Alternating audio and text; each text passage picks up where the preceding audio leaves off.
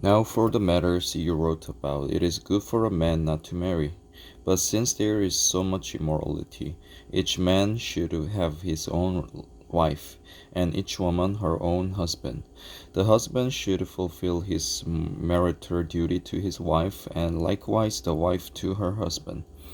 The wife's body does not belong to her own alone, but also to her husband. In the same way, the husband's body does not belong to him alone, but also to his wife. Do not deprive each other except by mature consent and for a time, so that you may devote yourselves to prayer. Then come together again, so that Satan will not tempt you because of your lack of self-control. I say this as a concession, not as a command. I wish that all men were as I am. But each man has his own gift from God. One has this gift, another has that. Now to the unmarried and the widows I say, it is good for them to stay unmarried as I am. Stay unmarried as I am. But if they cannot control themselves, they should marry, for it is better to marry them to burn with a passion. Marry than to burn with a passion. To the married I give this command, not I, but the Lord. A wife must not separate from her husband, but if she does, she must remain unmarried or else be reconciled to her husband. And a husband must not divorce his wife. To the rest I say this, I, not the Lord. If any brother has a wife who is not a believer and she is willing to live with him, he must not divorce her. And if a woman has a husband who is not a believer and he is willing to live with her, she must not divorce him. For the unbelieving husband has been sanctified through his wife, and the unbelieving wife has been sanctified through her believing husband. Otherwise your children would be unclean, but as it is, they are holy. But if the unbeliever leaves, let him do so. A believing man or woman is not bound in such circumstances. God has called us to live in peace. How do you know, wife, whether you will save your husband? Or how do you know, husband, whether you will save your wife? Nevertheless, each one should retain the place in life that the Lord assigned to him and to which God has called him.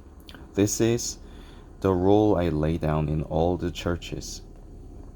Was a man already circumcised when he was called? He should not become uncircumcised. Was a man uncircumcised when he was called? He should not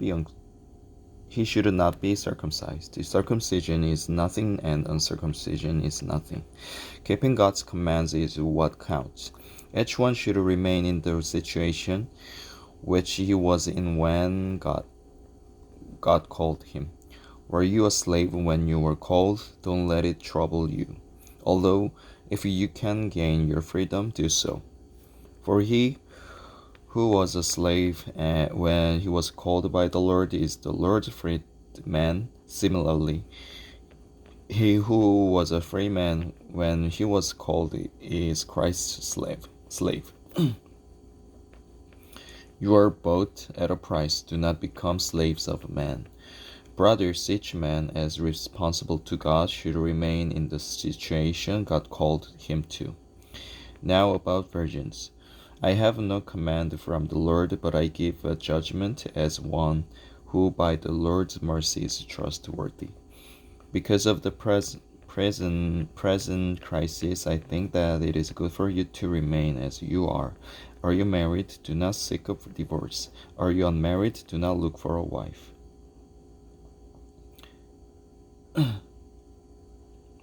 But if you do marry, you have not sinned. And if a virgin marries, she has not sinned. But those who marry will face many troubles in this life, and I want to spare you this.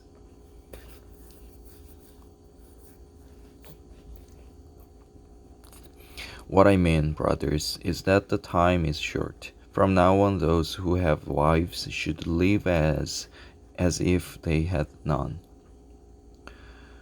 Those who mourn as if they did not, those who are happy as if they were not. those who buy something as if it were not theirs to keep, those who use the things of the world as if not engrossed in them. For this world, in its present form, is passing away. I would like you to be free from concern. An unmarried man is concerned about the Lord's affairs, how he can please the Lord. But a married man is concerned about the affairs of this world, how he can please his wife, and his interests are divided. An unmarried woman or virgin is concerned about the Lord's affair. Her aim is to be devoted to the Lord in both body and spirit. But a married woman is concerned about the affairs of this world, how she can please her husband. I'm saying this for your own good, not to restrict you, but that you may live in a right way in undivided devotion to the Lord. If anyone thinks he is acting improperly toward the virgin he is engaged to, and if she is getting along in years and he feels he ought to marry, he should do as he wants. He is not sinning. They should get married, but the man who has settled the matter in his own mind, who is under no compulsion, but has control over his own will, and who has made up his mind not to marry the virgin, this man also does the right thing. So then, he who marries the virgin does right, but he who does not marry her does even better. A woman is bound to her husband as long as he lives, but if her husband dies, she is free to marry anyone she wishes, but he must belong to the Lord. In my judgment, she is happier if she stays as she is, and I think that I too have the Spirit of God.